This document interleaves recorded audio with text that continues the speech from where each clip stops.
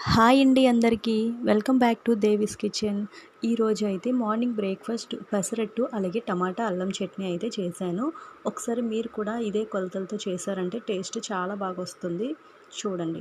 First అయితే ముందు రోజే నైటు ఒక గిన్నెలో ఒక గ్లాస్‌తో పప్పు అయితే తీసుకున్నాను. పెసరపప్పు తీసుకోవచ్చు, లేదంటే పెసలైనా తీసుకోవచ్చు. నేనైతే పెసలున్నాయని చెప్పి పెసలు తీసుకున్నాను. అలాగే ఇంకొక హాఫ్ గ్లాస్‌తో అయితే బియ్యం తీసుకున్నానండి. అందులోనే ఒక టేబుల్ స్పూన్ వరకు మినపగుళ్ళు తీసుకున్నాను. మినపప్పు వేసుకోవడం వల్ల పెసరట్టు ఏంటంటే గట్టిగా కాకుండా కొంచెం స్మూత్‌గా బాగుంటుంది. టేస్ట్ కూడా బాగొస్తుంది. వాటర్ వేసేసి ఒక 2 సార్లు కడుక్కున్న తర్వాత మళ్ళీ వాటర్ పోసుకొని నైట్ అంతా నానబెట్టుకోవాలి. చూసారు కదా, పెసలైతే బాగా నానిపోయాయి. వీటినైతే మనమైతే మిక్సీ జార్లో వేసి మెత్తగా పేస్ట్‌లా అయితే చేసుకుందాం.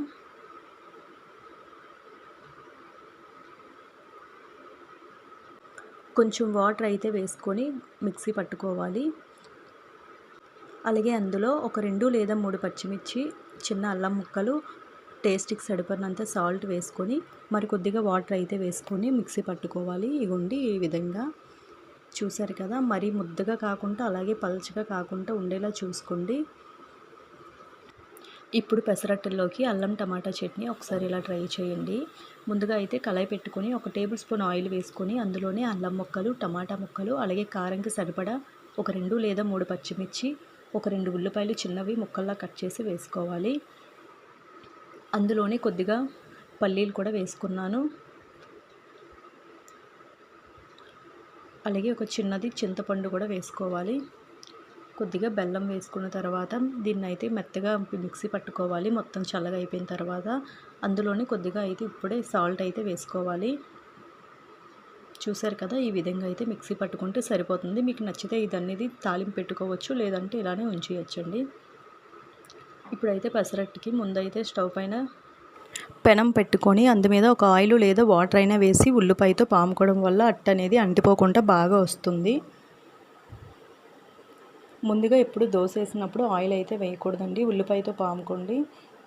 ఇప్పుడైతే ఇగోండి చూసారా, రుబ్బు అనేది ఇలా ఉంటే సరిపోతుంది. దీన్ని అయితే రౌండ్గా పాముకున్న తర్వాత లైట్గా ఉల్లిపాయలు కూడా వేసుకొని చుట్టూ అయితే ఆయిల్ వేసుకుంటే చిన్న మంట మీద ఒక 2 నిమిషాలు అయితే అలాగే ఉడికనిస్తే సరిపోతుందండి.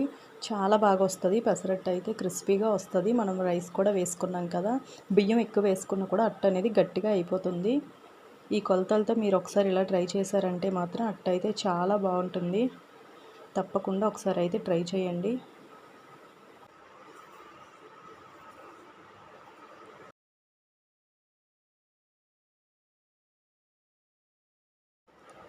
ఒకవైపు కాలిన తర్వాత మరొక వైపు కూడా తిరిగేసుకొని ఇవ్వండి. 2 వైపులు కూడా కాల్చుకుంటే బాగుంటుంది. కొంతమంది ఏంటంటే సింగిల్గా ఒకవైపే కాలుస్తారు. నేనైతే 2 వైపులు కాల్చుకున్నాను. చూసారు కదా, పెసరట్టు తయారు చేసే విధానం. పెసరట్టు అందరికీ తెలిసే ఉంటుంది కదా, ఒక్కసారి ఈ కొలతలతో చేశారంటే చాలా బాగుంటుంది. అలాగే ఎవరైనా ఫస్ట్ టైం మన ఛానల్ సబ్స్క్రైబ్ చేసుకోకపోతే సబ్స్క్రైబ్ చేసుకోండి. అందరికీ బాయ్ అండి.